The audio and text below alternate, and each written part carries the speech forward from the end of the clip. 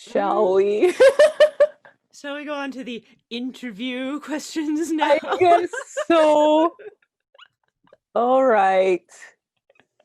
I'm going to ask you first. Okay, you ask me first. Oh my God, let's not do that. Let's go back and forth. You ask me a question first. Okay. Hai-Ting.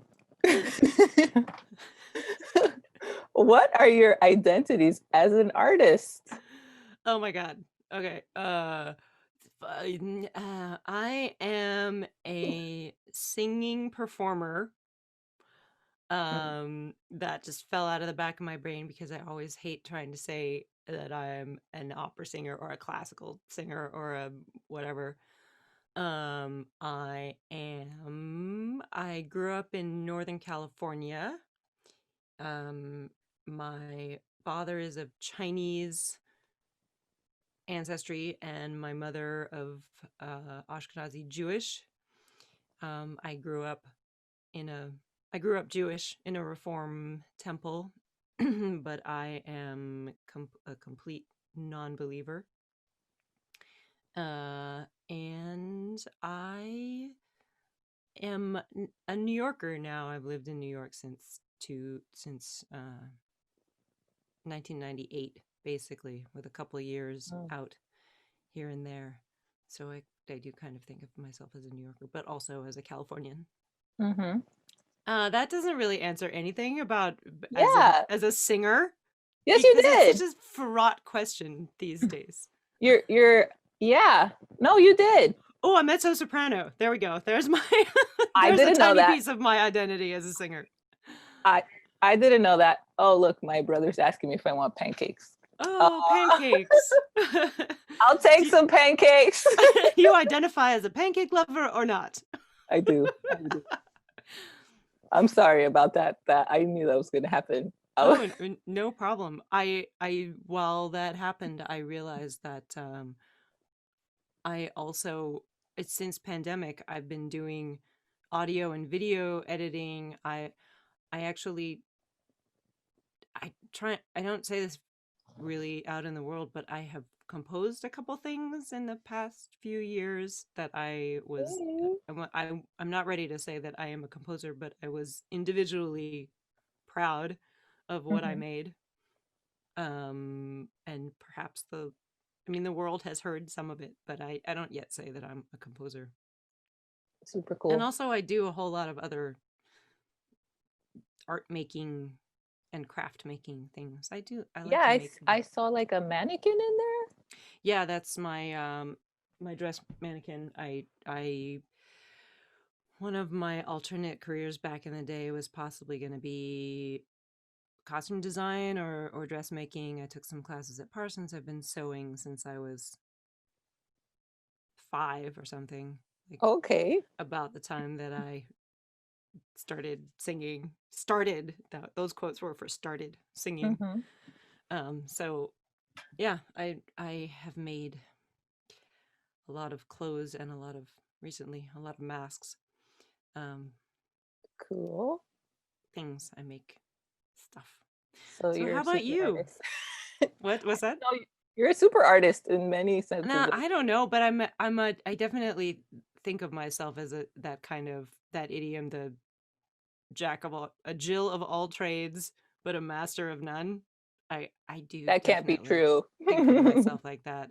I always feel like I can't concentrate on one craft for long enough to really become a proper expert in it. But that's part of my, I don't know, that's part of my self-image. It's probably it's probably right and wrong, and all those things that our self-images always are. What about you? I'm just gonna say it's wrong, but well, thank you. But you don't. I mean, we've never heard each other sing really, except in like goof clips that we sent. Yeah, I didn't even know you were a mezzo. I'm a mezzo too. Right. I didn't know that. Although that would have been my guess from the one clip you sent of you singing that Spanish song. Oh, so yeah, I'm a mezzo too. I'm Dominican. I was not born there. I was born in Queens. Um, I did spend a lot of my childhood there just because we would go there like a lot during my childhood when it was safer. And that just didn't continue going on so frequently because it became less and less safer. But I grew up in a very Dominican neighborhood, and like 10 of my aunts raised me. So I feel like I'm very Dominican, but I'm also very American also. Um, I am a mezzo. I have primarily sung opera, um, and a lot of jazz.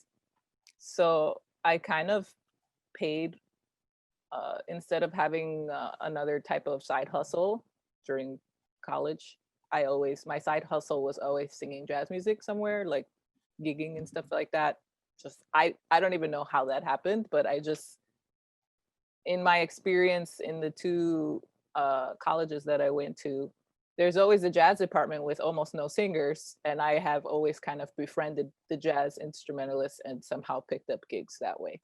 So I will sing anything that I enjoy. I don't really care if it's opera or not, but I wish I could be like a salsa singer. That would be Ooh. a dream come true, but that's so difficult. You mean that the singing is difficult or the career is difficult? I just think that it's hard for I think it's hard for a woman to try to break into salsa as a Oh, singer. really? Yeah, I think so. It's such a male dominated um genre, like Latin jazz, basically. Salsa is Huh. Latin jazz. I I just I would never have guessed that. Yeah, I know I that's don't know that's enough. why Celia Cruz is such a champion. Not just because she's talented, but because she was it's kind of strange actually that she became so successful in something completely male dominated.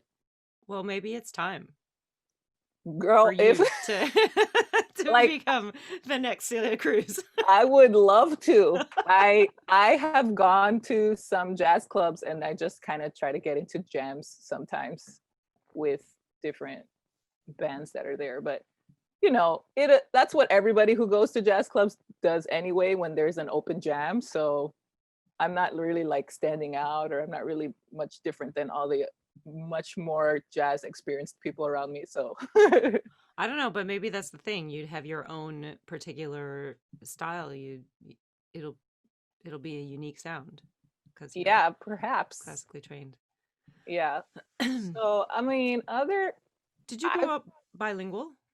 Sorry, I yeah, totally I interrupted. I actually spoke a lot more Spanish as a kid than English, just because I was learning how to speak from my family, and nobody here really spoke too much English. And a lot of my family still doesn't speak any English at all. So I grew up first primarily speaking mostly Spanish, and when I went to elementary school, I was like in bilingual um, in the first, like the very bottom years of that, and then I transferred into like regular English in the middle of elementary school. But yeah, so I speak Dominican Spanish, which is very different than other types of Spanish. So I Um, hear. What would you say the differences are? Or what would you um, say characterizes Dominican Spanish? it's just very percussive, and we kind of cut away a lot of endings of words, and a lot of it just sounds like slang most of the time, you Hmm. know. So like if I give you an example, I don't know. I want to go, like if I said I want to go to the store to get food, if I was trying to make myself intelligible to any Hispanic or Latinx person, I would say, quiero ir para la tienda para comprar comida. If I was talking to my mom, I would say, quiero ir para la tienda para comprar comida. Like, you don't even say all the words, and Right. it's like, Yeah. Yeah. papiri papupa, a Uh-huh. little Uh-huh. bit. And That's of course, great. it's very different from Spain Spanish, which sounds Right. very elegant. Well, you or know. something. But yeah, I I'm most comfortable like speaking to another Dominican person. But oh, yeah. um, I grew up bilingual too, but so I learned my father's dialect of Cantonese, but he wasn't born in China and Mhm, neither was his mother. They had been in the States for, you know, already two generations. mhm. And he learned this dialect from his grandmother, who I think was born in 1897 or something. Oh wow, And okay.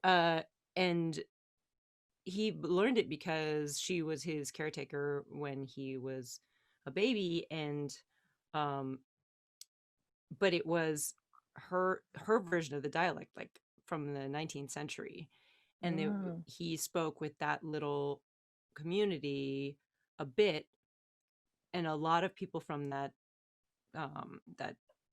region of China went to San Francisco at the same time. So there was a community. It's called, in the dialect, it's called Toi Sanwa, but I think that it's pronounced so differently in proper Cantonese or Mandarin that I don't even know what language it is. uh-huh. um and so he wanted us to be bilingual, so he spoke to us in this language that essentially was kind of his native language, but he never spoke it past the age of 5. Mhm. And I mean, he spoke a little bit because his grandmother died the week that I was born, which is, I think, what gave him this idea that he was going to pass on Oh, this dialect. yeah. But it's Mhm, kind of, it's a dialect they still speak in that region, but it's so changed over that 100 years that mhm. I speak with him, and he still insists on speaking with me and my brother this language that essentially doesn't exist anymore. It's like our own family dialect. And I've met people who are from that region today. Mhm. In fact, there are some in our neighborhood, and I can't understand them at all. And they laugh at Oh. me when they hear me talk. And So you're we like, have "This like is our own legit." family language. Yeah. You're like, "Wait, this is legit." Wait, plus I have like a 5-year-old's vocabulary, so it's not useful, but it's interesting. Do Cool. you feel like growing up bilingual gave you a different perspective on singing opera? Yes, I love languages in general, and every time I try to translate, every time I have to translate something that I'm working on, I always have this sense that you get when you're bilingual that the translation can never be 100%. Oh my god, I have that same yes. Yeah, and just because you know another language already, you're like, "Oh, this must mean a totally different thing that's culturally infused that can't Yes, really be just translated into English." totally. And so just knowing that is so helpful because that's something that's you can explain to somebody who's not bilingual, but they don't have the real experience of it. It's not from like when you were a child. Yes. So that's very useful. I think I'm just like, oh, I'm just gonna understand the sense and like maybe apply it to what I know about the culture a little bit, what they might actually be trying to say here. That Yeah. is it's so cool to hear you say that. I totally have that same. I love languages too. Mhm. I also spent a year as an exchange student in France when I was 17, and got pretty darn fluent in French. I had already studied for several years, and I took the baccalaureate in French and passed. So Wow, girl. but I feel like I got that into a language that was Mhm. available to me in high school because I already had the bilingual childhood, and Yeah. it was kind of, even for that, it was easier for me to conceive of the complete different way of thinking in a language Yeah. because I already was bilingual. But yeah, yeah, everything you said, that you understand how language is, it's not just words, that it totally is shaped by a different way of thinking, and Mhm. vice versa, that it sort of shapes a different way of thinking that you Yeah. can't really understand No, totally. Yeah. in a foreign language. Yeah. Yeah. Good question, Hai-Ting. And we've totally gone off piste. It's okay. It's interesting. It is. It is. And it kind of maybe ties into the earliest memory questions. Do you have an earliest good memory of making music? I always say that, I mean, it's so cliche, but I started singing because of Aladdin. Mm. That was not what I expected you to say. I know. I'm maybe supposed to say something like a great career experience. No, that's wait. So how old were you when? I was 4, I think, Oh, and I just couldn't stop singing Aladdin. which I bet made your parents really happy. Yeah, they were like, wait a minute, she can sing this entire movie 25 times a day, and it seems to be on pitch. This is strange for a 4-year-old. And I'm like, now that, since Frozen came out, I don't think it's that strange. Actually, it's kind of magnificent. Like, as long as a child is obsessed with something, they can imitate it very well, at a very young age. I just meant in terms of all the parents I know whose kids can sing all of Frozen are just incredibly annoyed by that music over and over and Yeah, over that's again. true. My parents were But not annoyed. My well, I parents. guess mostly the parents I know are musicians, so Oh, that music in particular annoys them. I think Aladdin was a different Disney age. But I'm sorry, I interrupted. Your parents were not annoyed. they were not. No, Aladdin is the bomb, and that's my most. It's a very positive memory, just because I was such a introverted child, and I didn't speak to anyone until I was like 9. I just hated everybody. So the fact that I had something that I really loved to do, and I would perform like in front of my family, but I wouldn't talk to them after it or anything like that. But the fact that that was kind of what that was like my extrovert side, the only side of that I had, is a really positive memory for me. And I have a lot of VHS of, of me singing Aladdin in my backyard Oh, and at my birthday parties and stuff like that. So that's a nice memory. Yeah. did you ever think of the Broadway route? Did you ever actually like audition for Aladdin or Actually, I anything did like that? audition for Aladdin, the Broadway show. I did, and I got a callback, like a singing callback, but then I couldn't do the dancing. But that was I'm not a good dancer, but I had also like just sprained my ankle like a month before I did the Aladdin audition. Oh, So I couldn't do the dancing anyway. And I was just like, oh, maybe Jasmine won't have to dance so much, you know? And she actually doesn't she dance too much doesn't. No, in the Broadway she's show. a singing role. Yeah. Yeah. But they still make you do the audition. And so I couldn't. But I have done Anita in West Side Story, and I did have to dance, but not the original, you know, triple, not the, I wouldn't Not the call it Cheetah like, Rivera version. yeah, it wasn't anything like I that. guess that's probably not the original. Or the whatever, I forgot his name. The choreographer of Right, the, yeah. I know. I'm that extremely famous choreographer. I'm not even gonna attempt that guy. This shows that we're actually not Broadway people. We're not in the Broadway world, to answer your question. Okay, what's your earliest positive memory of I singing? I started singing I think probably when I was like 4 years old in a community children's chorus, and I remember they had like the the babies level, and I remember sitting on the floor with this felt piece of felt with a staff on it and like felt notes that we were learning to put the notes on the in the spaces or on the lines Oh, okay, when I was cute. like 4 years, like like plush toys of music staffs. Hmm. That's as far as I know my earliest memory of music. And And then that there's no photography of that moment? So it's a real memory.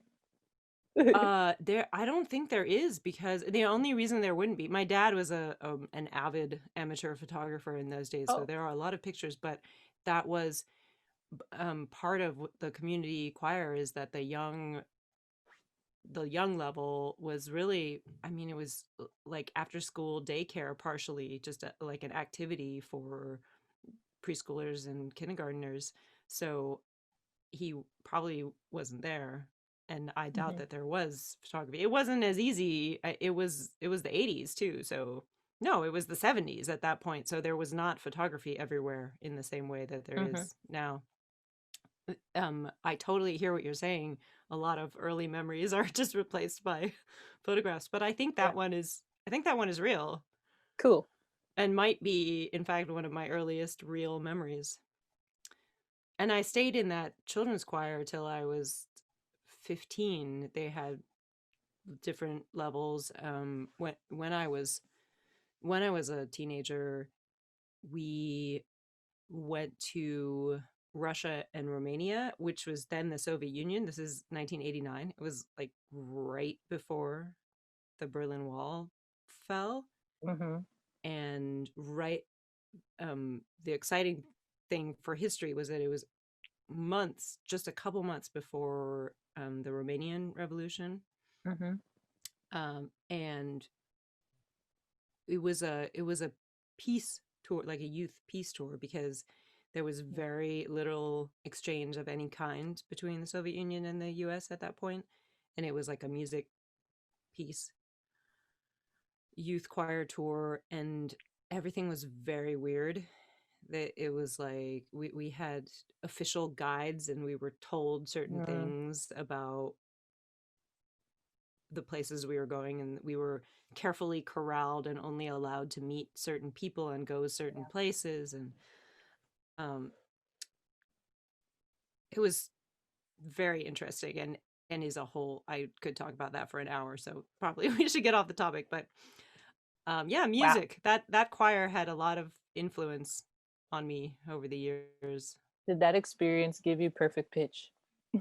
No, No. no, I do not have, no, neither being a tonal language speaker nor learning to sing when I was 4 gave me perfect pitch. Actually, an interesting thing about that youth choir is that we used solfege and hand signs. We did. Okay. Have you ever seen that? We used the solfege hand signs, but we used movable do. Oh, So okay. we learned harmony, but not fixed do. Mm-hmm. So I think it kind of did the opposite of giving Yeah. me perfect pitch. I learned to sing really well. Learned intervallically, Mm-hmm. so I have quite good relative pitch, and I'm a pretty darn good sight reader for a Yeah, I was singer, gonna say. Yeah. but I don't associate it at all with a fixed pitch. And in fact, I absolutely do not have perfect pitch. Like, Okay. But yeah, direly not.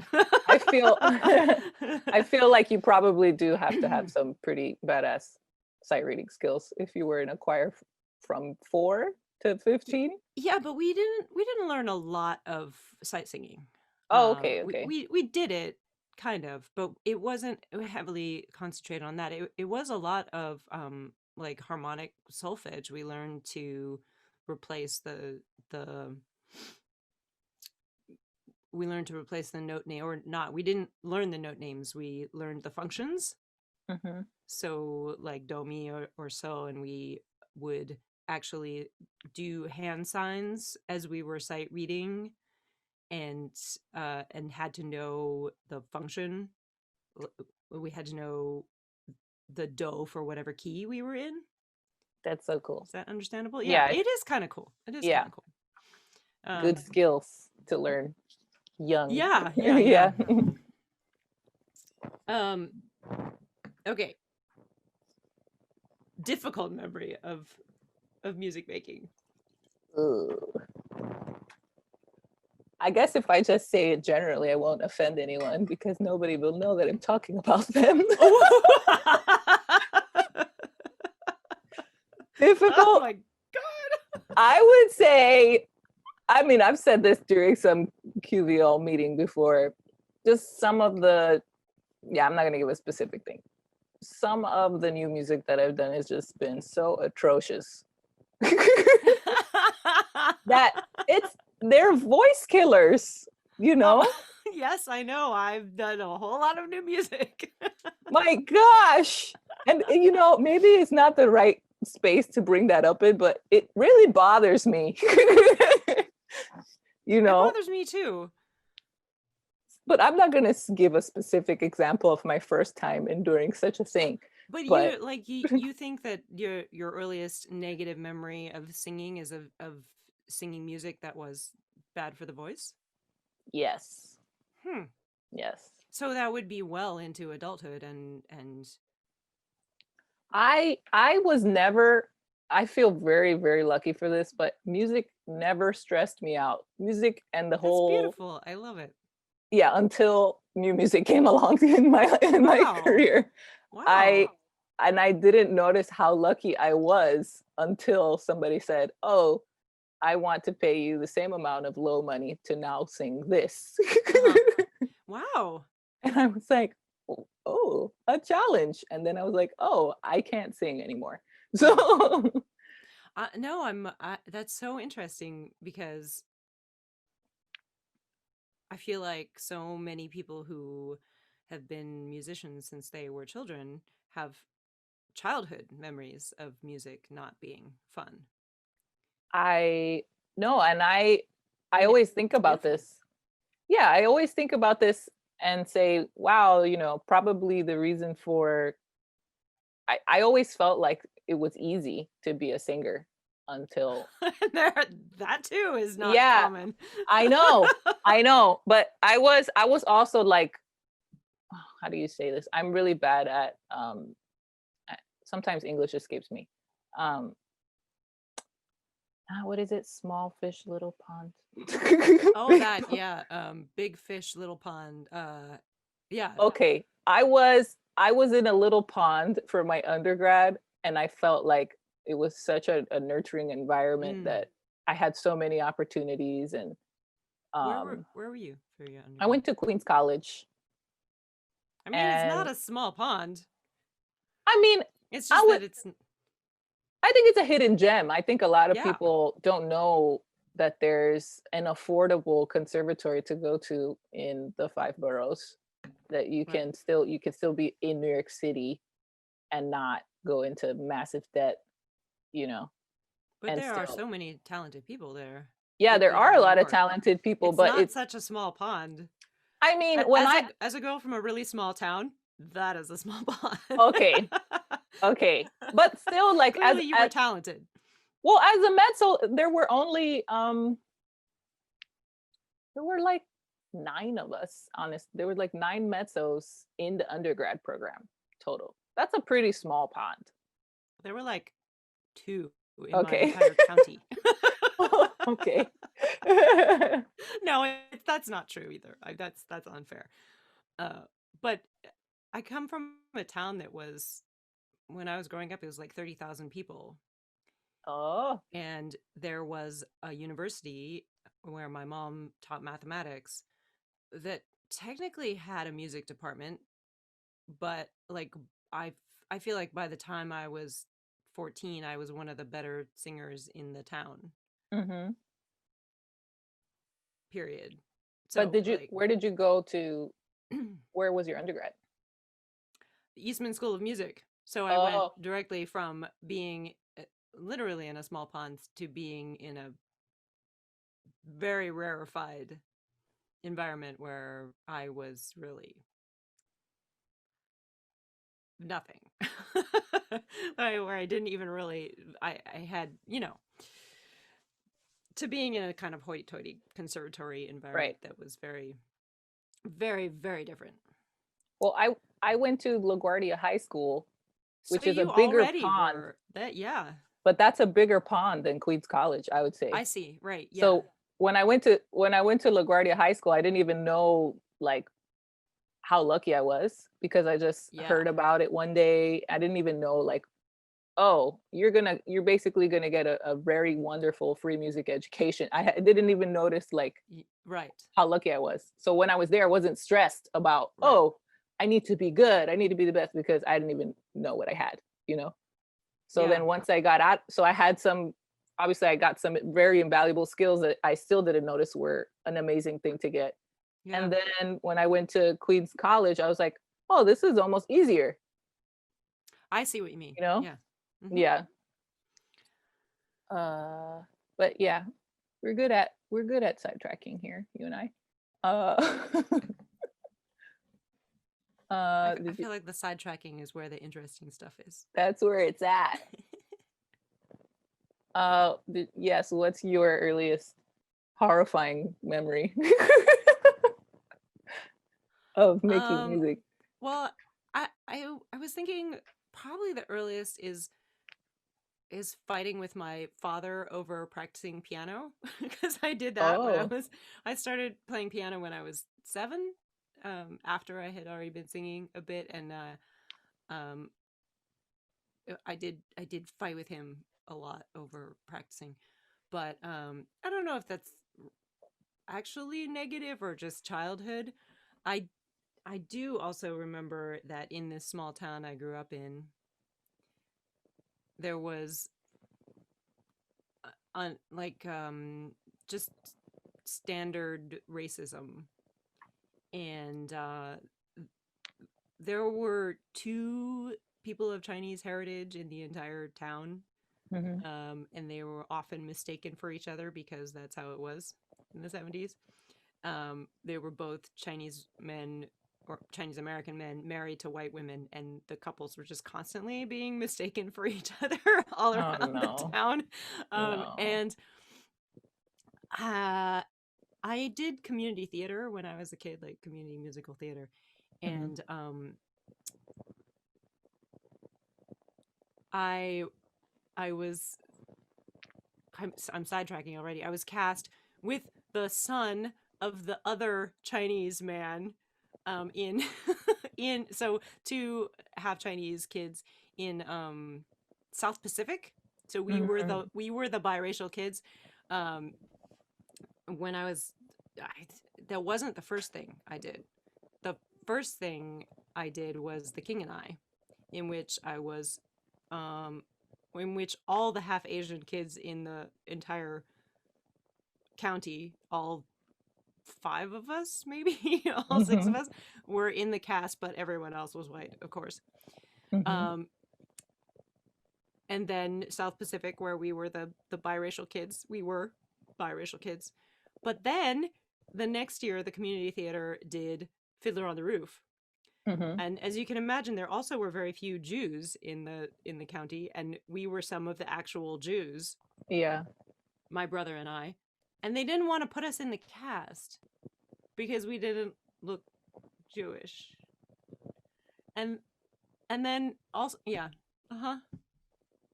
Wow. Um and then there was music, where I was one of the Von Trapp kids, and they literally took spray paint and sprayed my hair blonde. No.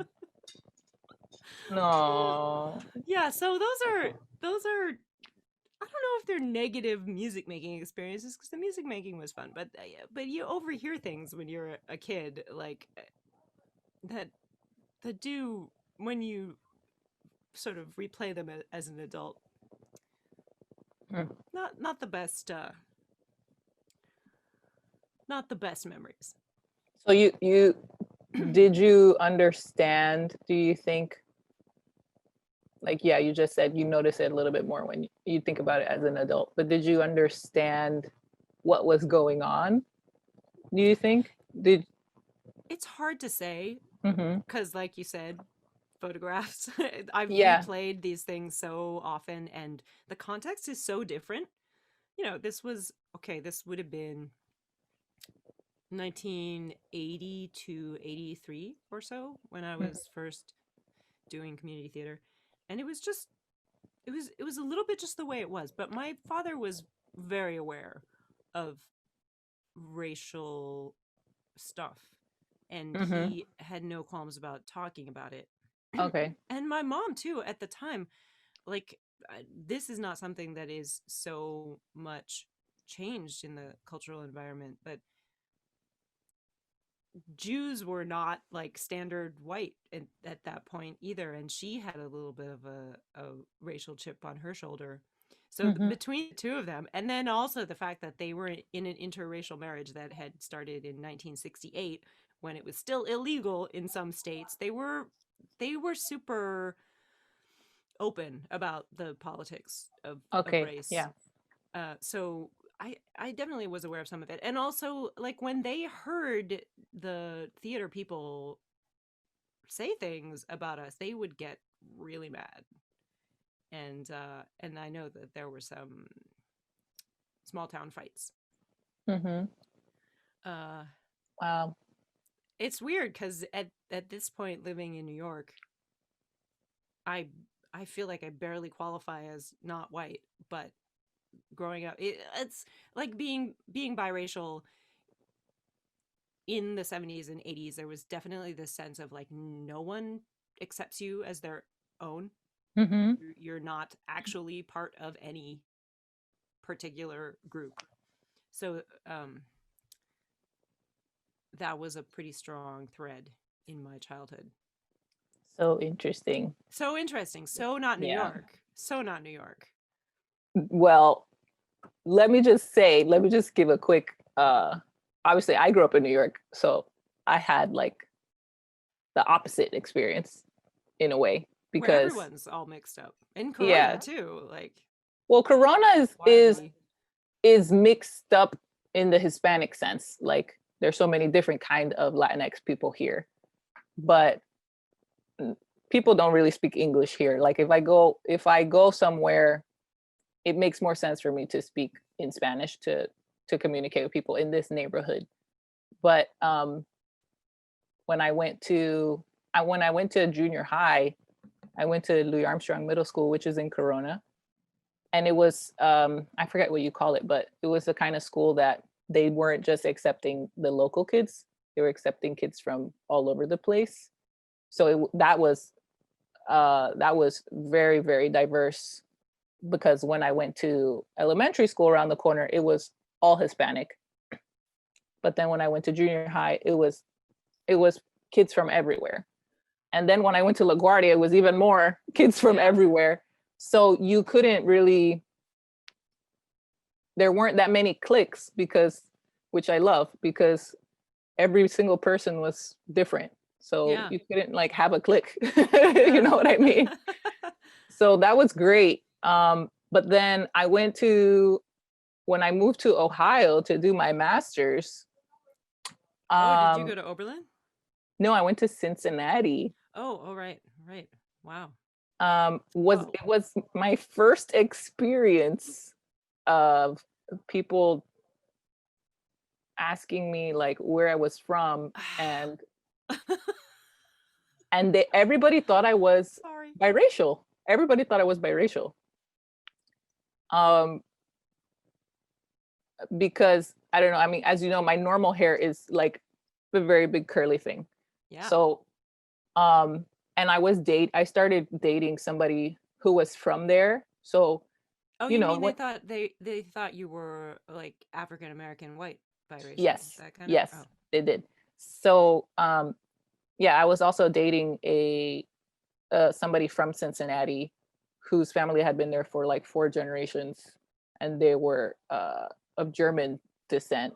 Mm-hmm. So, you know, when you go to a university somewhere, I don't know if you ever dated somebody from like the neighborhood, but it's a very different experience to just go to the university than it is to all of a sudden like meet the people from actual Cincinnati or like Yeah. meet the people from actual Rochester or something, you Yeah. know what I mean? Yep.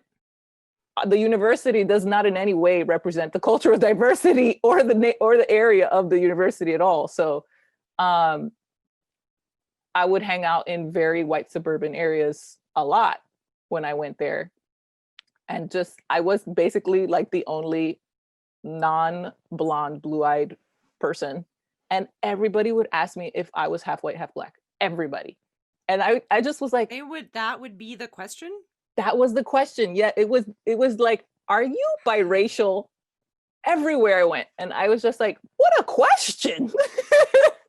What a strange question. And I had never been asked that before I left New York City. So I started thinking about it, and then I realized, um, I mean, DR is an Afro-Latino country. Yeah. And in the context of DR, I am biracial. But Oh, when you're an really? American, yes, just In what because way? my father's side is of African descent and my mother's side is of Spanish descent. So in the Okay. context of DR, I am biracial. But you don't say that as an American person. You say I'm Dominican. You Right. don't say I'm yeah. So I never even thought about it until people started asking me, and then my response was just like, I'm just Dominican. That's Right. just my Yeah. response. And then most people would be like, where's that? Right. What's Yeah. Dominican? Are you talking about Punta Cana? Punta Cana. I've been The to Punta what? Cana. You know What Punta is Cana, that? the What is resort that? that all people go to, and like Oh my some God. people. I've never heard of it. Well, a lot of people, if they don't know a Dominican person and they're like in the retired age, they may have gone to a resort in the Dominican Republic, which is Okay. like Yeah. Punta Cana. So anyway, it was a very strange experience, and I was just like, what is going on? Why is everybody asking me this question? Yeah. And you Uh mentioned the where are you from question, which yeah, the is, where are you from yeah. question. And I mean, when I get that question, I just say, and where are you from? That's my response all the time. Yeah. Yeah. No, I But usually say California. okay, I say I say I'm a New York Dominican. That's what I say.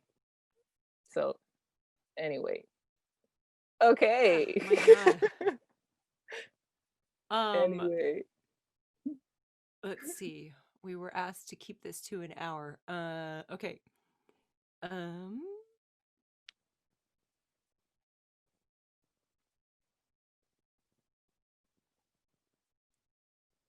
do you do you have a biggest influence on your musical education apprenticeship I would answer? just say teachers, just all my teachers.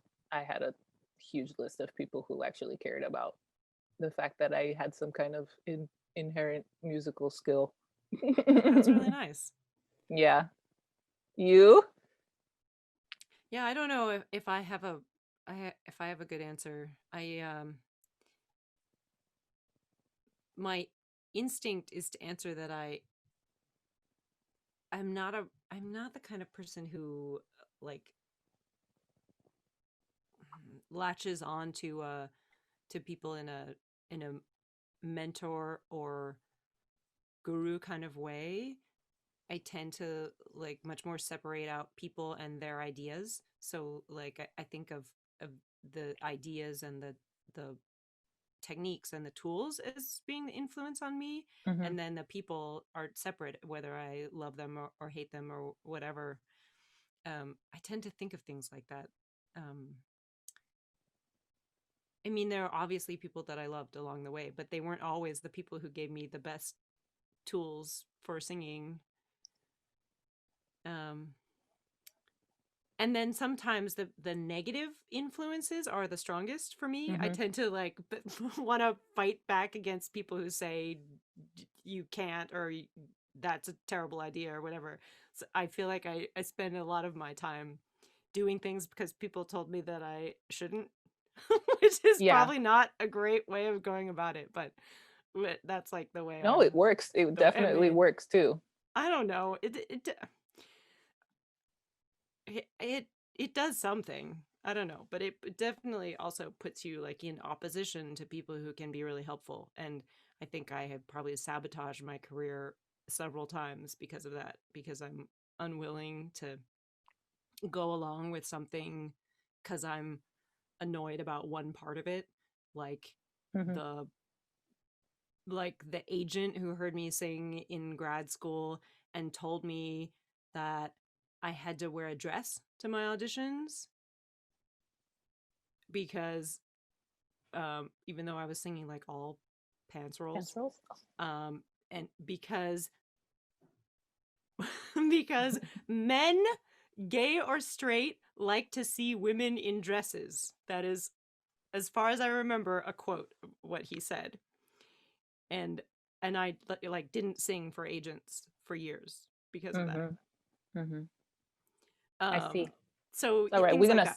we're gonna smash all this type of commentary when life goes back to normal. Smash I mean, cockroaches, that's all of so them. old. That's so old, and it's so of another world. But that's why I mean it's like not necessarily a good way of going about life, because I've held on to those negative feelings about things more than to like letting them roll off my back and finding the people that I could admire. Mhm. So I think that's not a great way to live. I see what you're But then saying. yeah. But then also sometimes you're a fighter because of it, and sometimes that's the best Yeah, that's true. It has made me incentive do to the get like something done. anger has made me do things that I would never have accomplished as well. That's true. So pros and cons. Pros and cons, exactly. Yeah. Oh, oh God, this is a rough question. What is your last best experience uh, of singing? you go first. I don't know. I Don't mean, say that. my last is always the most recent. If I liked it, that's always the one. And it was Kamala's thing. Kamala's serial opera, which the official title is Only You Will Recognize the Signal, which she made with Kristen Marting and Rob Handel, and they created basically the genre of Zoom opera. They made these Oh, things specifically to use the vagaries of Zoom to make a new art form, and it's just, like still in its infancy, but I think it was just kind of a brilliant thing to do with all the limitations. mm-hmm. Um, so From we home finished you were that on doing it? Thursday night. We were doing it from home. They sent us video packages. They sent us all a collapsible green screen and a nice mic and good lighting, and we all set up little studios in our houses, and they did video effects using the green screen. So they like as live as we were singing at home, there was a video team manipulating the video and like putting us in. It was all supposed to take place on a spaceship, Wow. so we're all in pods, so it automatically there um takes advantage of the limitations. We're all isolated, Okay. and also I think is supposed to be kind of an allegory for quarantine. Mm-hmm. I gotcha. Yeah, and in fact I think probably a lot of the libretto is a reflection on the poetic ideas of isolation. Cool. Yeah, so that was great. Yeah. But actually my favorite recent thing was I have a vocal trio with Kirsten Solik and Lindsay Kesselman, and we decided to do we all got tested twice, and then we did a little week-long retreat where we got to actually sing with each other with no masks on in the same space, Ooh. and it was glorious. It was a project that was supposed to premiere in May, Mm-hmm. right at the beginning of pandemic. It was a huge commission that we got. Aw. That was When, like my baby. yeah. And What kind of was music do you canceled. guys sing? Um, it's what well we this was supposed to be the premiere of our trio. We commissioned an Oh. entire evening long piece using a libretto that we made out of the words of women astronauts, Oh. and we commissioned 9 women composers to write us new pieces, and they are wide ranging. They go Uh-huh. from like um almost kind of almost kind of trio pop music to wild new music stuff, all in the space of basically an hour of music. um and it's all new. It was all written specifically for us, for our 3 voices, and it has a video accompaniment that's made out of NASA footage, and it's called Astronautica. Cool. And I was so excited. It was anyway. So the producers very nicely funded us to rework it and make video of it. So now we're working on a digital premiere for January, but none of us are happy about. I mean, we're happy that that's happening, but the whole point of having a trio is singing together in the same room in close Live. harmony. I Yeah. just there's really nothing like that. Oh. So that is both good and bad. Yes. More good. It's more on the good. It's good. It's good. It's certainly the brightest spot in my quarantine is working on these videos. But I would so much rather be sitting in a room singing with Lindsay and Kirsten. Yeah. Well, I guess you can always reuse the material. Yeah. Yeah. I mean, I hope that we still the hope is that we still will do it live at some point. Yeah, definitely. That's very awesome, though. I like I'll it. invite everybody to the digital premiere. Okay.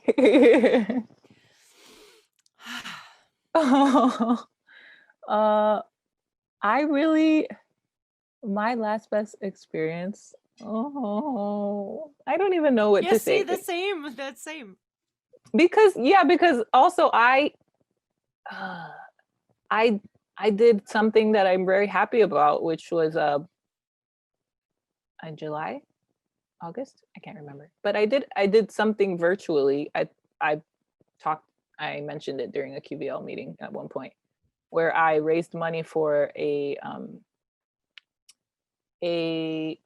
nonprofit classical music training program for Hispanic kids in this neighborhood in Corona.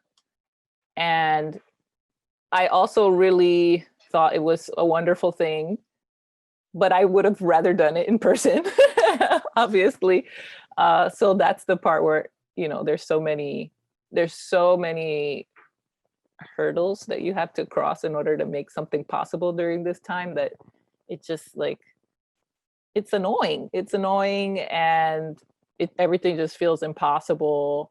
And then when you do it, it's all digital and all that stuff. But I still did something that I really liked. It's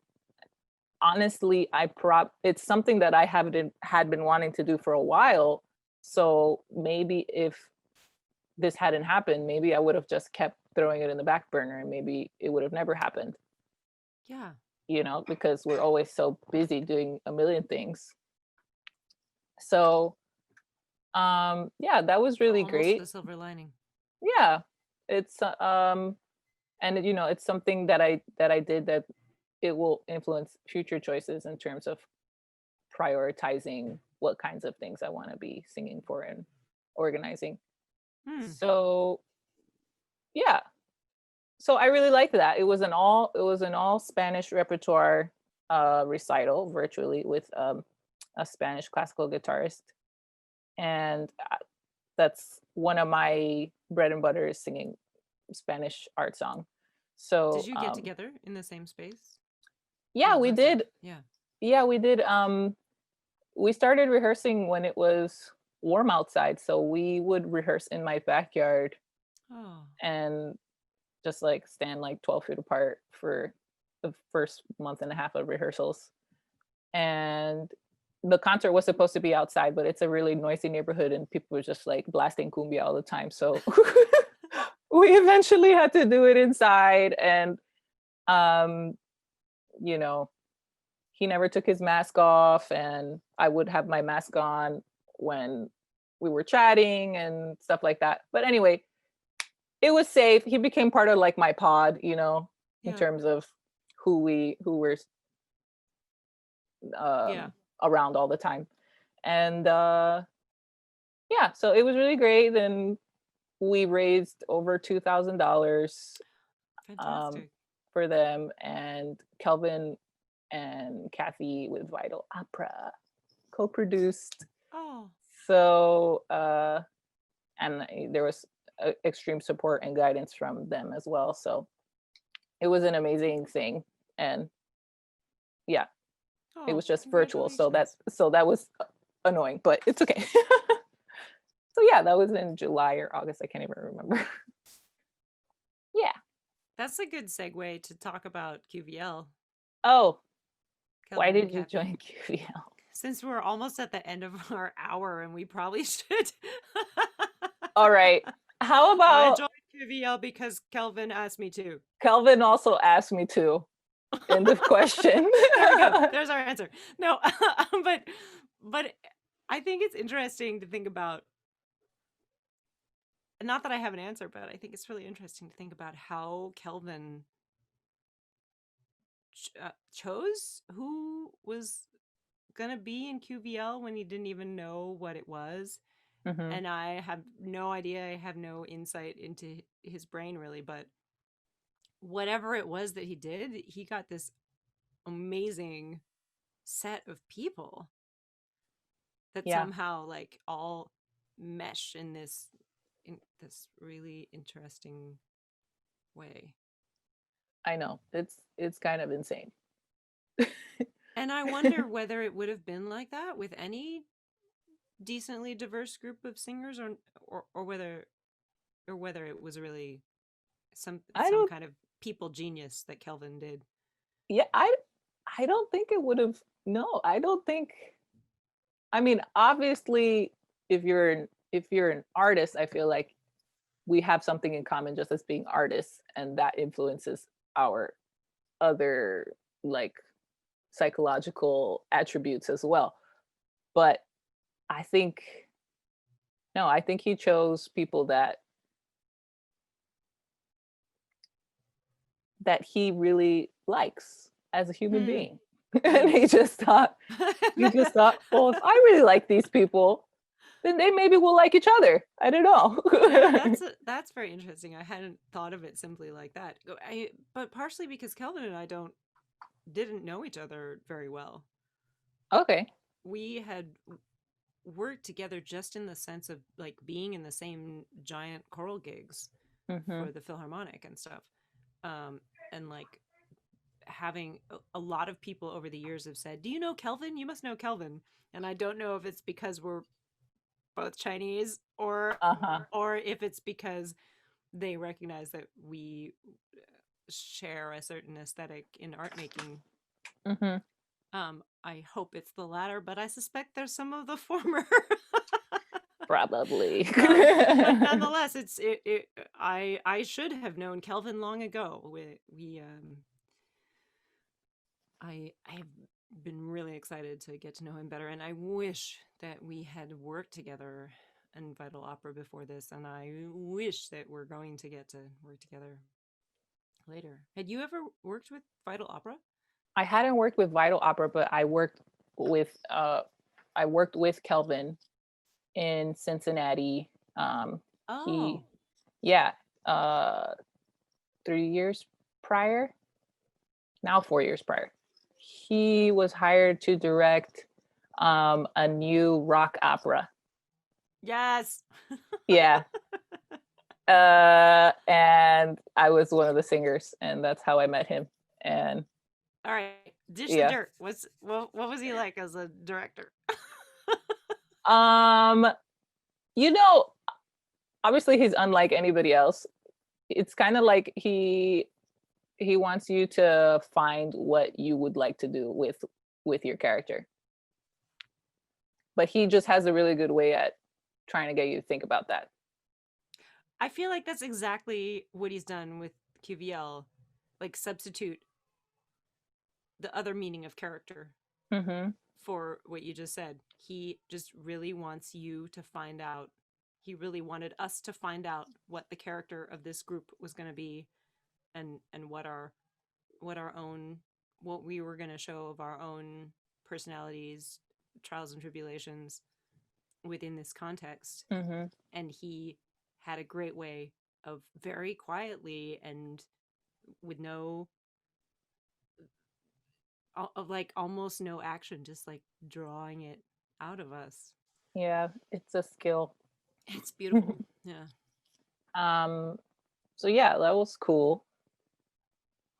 And it was obviously something I hadn't done before. I hadn't done a rock opera before. So anyway, it was cool. It was produced by Concert Nova in Cincinnati, which they do new pieces or they just do like whatever they want. They're so cool. They're like, oh, I like this. Let me Nice. do it. And we would rehearse in the house of the producers. So it was a very different, you know, rehearsal experience Uh-huh. from the usual. So we would like be lounging around on the couches in between and stuff you don't do normally when you have like an opera gig. Yeah. So it was nice. And then yeah, and then he just was like during one audition season, he was around and he's like, "Hey, you want to chat at a coffee shop?" And I was like, "Sure." And then from there we just kind of became friends and he'd check in with me and he wanted to do something with me with Vital Opera at some point and we were working on it, but then COVID happened. Yeah. Slash also other life situations. But yeah, pretty much.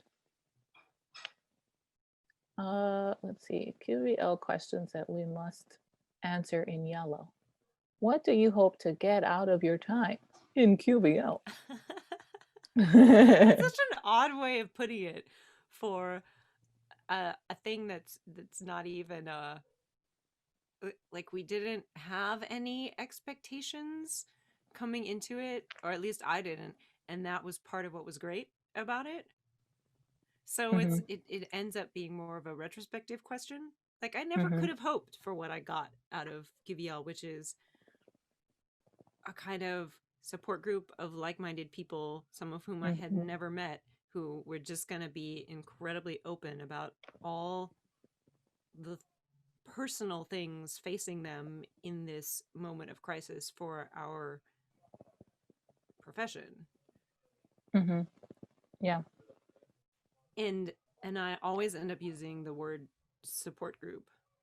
me too. Um but I never would have like joined a support group for singers if it had been called that. Yeah. But it ended up being this just incredibly welcoming and also intellectually stimulating Hmm. group of people. Yeah, exactly. I feel smarter just listening to all of you guys. It's like I I really I need to go to these meetings. I feel I feel I mean this the last few years and the kind of political and social and racial turmoil that our country has been in, I feel like I have learned things about our culture and the about ways that I think that I didn't know I was thinking, ways that I didn't know I was thinking, Hmm. ways that my own mind has been limited in its understanding of different perspectives. I feel like I've learned so much in the last few years about the country. And then QVL was like a microcosm of that. Like so many of these issues of race and privilege and isolation and um, worry, Hmm. all things that the various members of this group brought together into this space and expressed openly and then had conversations about. I feel like it was a microcosm of that learning experience, and it has further broadened my understanding of people's different perspectives Yeah. in an amazing way. Hmm. And people whose experiences are so close to mine, some of like half of whom I've been working with for years and years and years, and I've heard things that I never knew they were thinking, or Right. that if I knew, I had never sat down and listened to the minutiae of exactly how they experienced it. Because we didn't have the time. We weren't giving it the time, I We think. were not only weren't giving it the time, but we had this like veneer of public. That's the other thing, is so many of us unless we were really fast friends. So many of us only communicated in these public spaces where there Mm-hmm. are other professionals around, where you have a limited time, where someone else is listening in, where the conductor is right there, where the and now all of a sudden we're in this safe space that Kelvin created. Yeah. Or you don't want to be And also, problematic. So you just don't even give yourself the allowance to flourish something that you're thinking. And in this group, you can finally do that. yeah, Yeah. Yeah. I, you just said in 6 words what it took me 6 minutes. no, no. I was, when Kelvin did the like little mini interviews with each of us, um, I kind of found my answers to questions while we were chatting. And then I was like, oh, this is what QVL has done for me. And I didn't even notice what it was doing. You know, I feel like we're very lucky, obviously, to be in this group. Yes. And um, there are a lot of things that we are discussing with other human beings that other people are not. I mean, they might even be Googling some of these questions, or they might be, like, I need to become more aware of what's going on. I need to become aware of other people's experiences in this country, people's experiences in the opera world or whatever. And we're getting to talk to other people about it, which is so lucky that I feel like once we talk about it, it's almost like a practice session for us because we're discovering our feelings. And then maybe I think we're going to be able to apply it to the real world just because we've already had like a support group to chat it over with, Yeah. you know? Yeah. So that's, yeah, I don't know. I feel empowered. I feel like I'm ready to empower my fellow colleagues, whenever we get back to rehearsing and stuff together. And, I don't intend to let anything that is unjust pass me by in a rehearsal room for myself or anybody next to me ever again. So, you know, so Yeah, I'm so interested to see what really does happen once we get back in a rehearsal room, because and the so many other, things are stripped away. yeah, Sorry, go ahead. I mean, it has a danger of running back into old habits, obviously, for sure. Like we'd be blind if we didn't say that. But also with just personal struggles that I've had with my health physically, Mm, um, that has also made me like a stronger person to just be like, okay, this is what should be available to me in this space. mm-hmm. So also because of that experience in my life, I'm not ever going to put somebody's idea of how things should be. I'm never going to hold that to a higher standard than everything that I've learned, in this last year as a country, or Mm, as a Latina artist, or I'm not going to put anybody above what I know is right. It's not going mm, to happen, mm, so because you risk your, I guess when it became so physical for me, because I had some physical health issues, when you can physically see an effect of somebody else's neglect or mistreatment on how it physically um, can hurt you, it's almost easier to notice it because there's a visual mm, reference. But so many times, just with mental stuff or mental treatment, since it's not visual, it's all like in our minds, we don't really take it on the same level of this is not okay, or this is harming me, because the harm is all mental, it's not physical harm. So I am now associating everything on the same plane, and it's just as important, so now I can see how important it is to stand up for what's right for you as an individual and as an artist. So Yeah. No, I hear all that, and I have this worry that when we actually get back to work, there's going to be so little work available that we're all going to be at a disadvantage. We're going to be at that kind of mm, like like in the old days crossing a picket line. Mhm. We're going to be forced into working with whatever situation we end up in, even more than we were before, because the work is going to be so scarce, and everyone's going to be consciously or unconsciously holding their tongues about anything that might rock the boat, because they're going to be those two gigs. I'm I mean, it feels distant because it feels like a long time until things are going to be back to normal, but I definitely have that worry that we're going to be even more taken advantage of than before. And it's not going to necessarily be anyone's intention to do that. But that is what the scarcity is going to.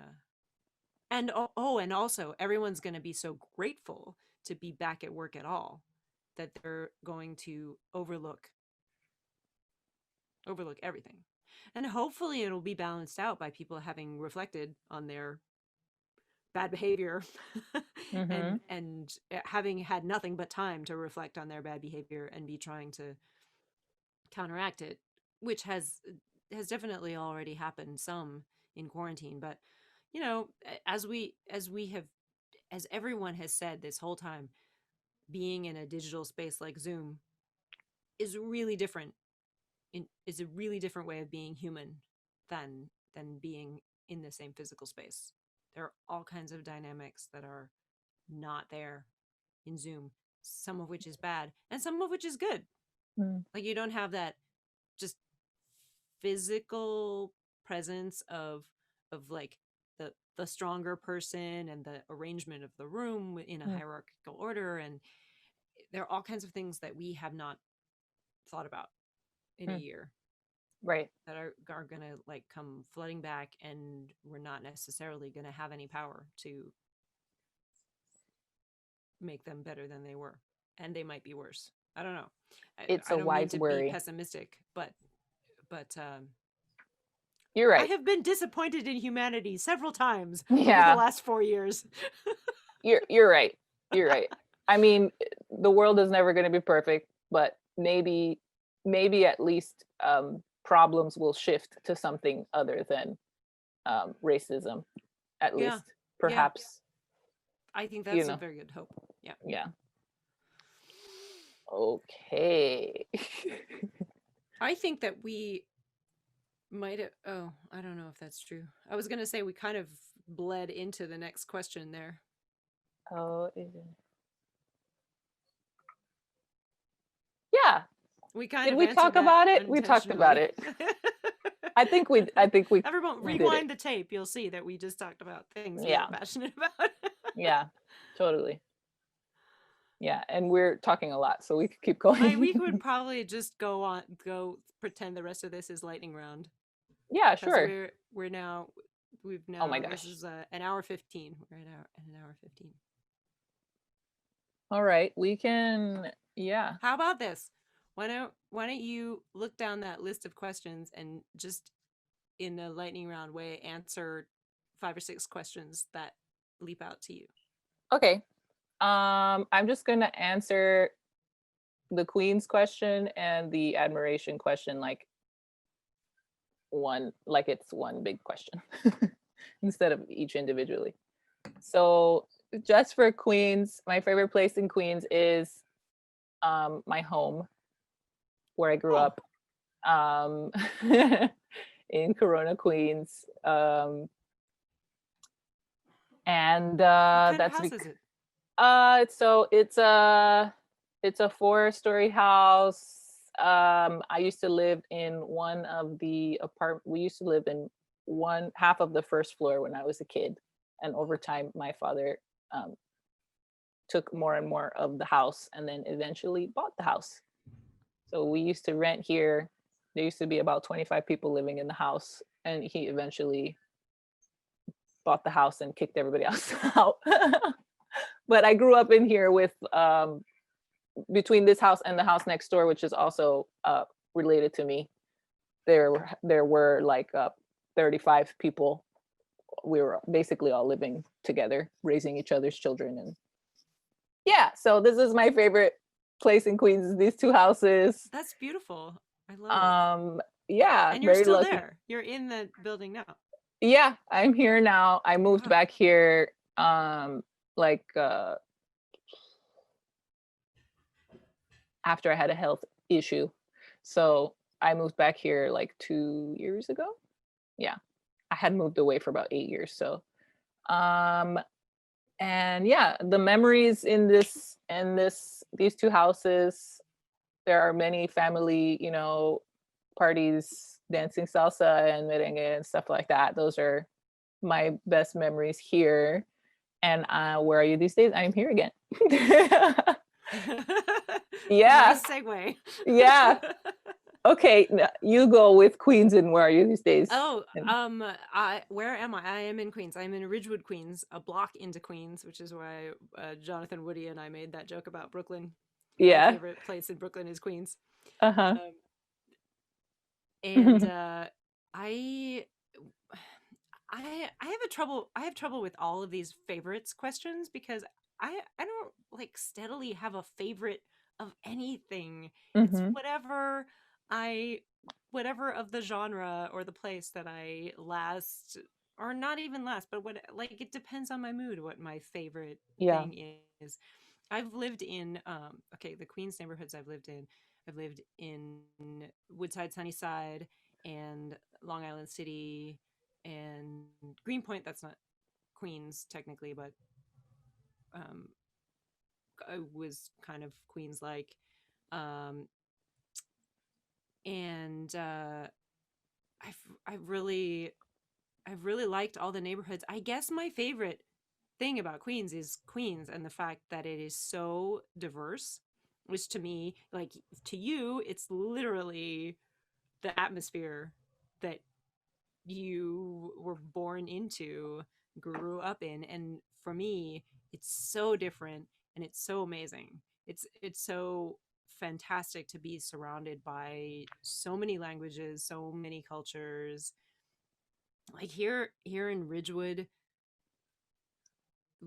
we when we first were looking at this house, we own the house that I'm in right now, and when we first saw this neighborhood and like the hundreds of different ethnicities and languages that are all here on the streets, we were like, yeah, let's live here.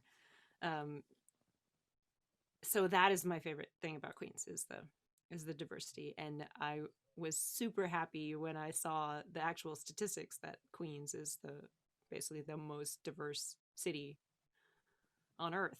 I don't know if that's still true, but and I don't know how they measure it exactly, but that is the best thing about Queens.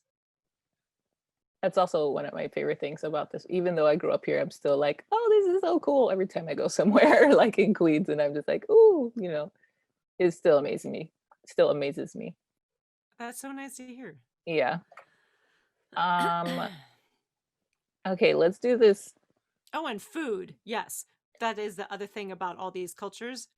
All the food from all over the world. That's probably an ongoing favorite that I come back to. Yes. I feel also like Queens is not hipster. So I mean, it depends on the neighborhood. It does, but I feel like, I mean, here, like Corona, Elmhurst, Jackson Heights, Flushing, those are my immediate neighborhoods. Those are not hipster neighborhoods. And you can get like, okay, I do like Yelp, but if you want to find something delicious, you cannot rely on Yelp in these neighborhoods, because even though it'll have something on there that's gone a little viral or something, so many of these places, like here, for example, there's like a million taco places, and this one's called like Tacos number 1. That one's called like Tacos number 2. You know, it's not like, it's not, you know what I mean? So it's you can get really good food, and it's not in the hipster sense. It's Yeah, in no, the absolutely. yeah, it's in the like you have to go walk around and just stumble into this random place. Like That my is no, go ahead. like some of the best food in Jackson Heights that I went to um last year. I think I found like this Nepalese place that was behind like a cell phone store. I just walked in there. It was the most delicious thing ever. And it's not on Yelp. Yeah. You know. So yeah, go ahead.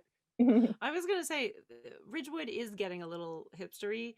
We've Mhm, lived here for almost 20 years now, and it was super not gentrified when we moved in. mhm, And we had just come from the last place that we lived was Williamsburg, which was, you know, crazily hipsterified. mhm. It's like hipster Disneyland there. Totally. Um, Although it was not quite as bad when we left, but it was already on its way.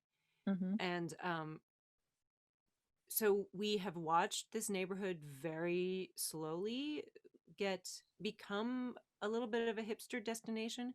But mhm, the cool thing about Ridgewood is that all those little places that were not on Yelp, like right across the street from us, there's a bodega that serves tacos that taste to me exactly like the tacos that I ate in Mexico City.